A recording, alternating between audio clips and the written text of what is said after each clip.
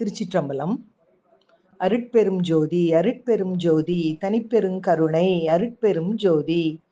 எல்லா உயிர்களும் இன்புற்று வாழ்க.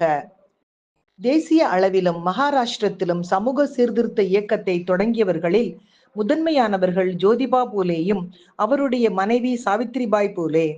இந்திய அளவில் பெண்களுக்கும் பட்டியலின மக்களுக்கு கல்வி அளிக்கும் முயற்சிகளை முதலில் தொடங்கியவர்கள் அவர்கள்தான். 1848 தம்பதியர் இருவரும் இணைந்து பெண்களுக்கான முதல் பள்ளியை உருவாக்கினர். 1863 பொதுமக்களின் பயன்பாட்டிற்காக தனி நூலகம் ஒன்றையும் அமைத்தனர். 2015 பூனே பல்கலைக்கழகம் சாவித்திரிபாய் பூலே பல்கலைக்கழகம் என பெயர் மாற்றம் செய்யப்பட்டது. 1998 இந்திய அரசு இவர் நினைவாக அஞ்சல் தலை வெளியிட்டு பெருமைப்படுத்தியது.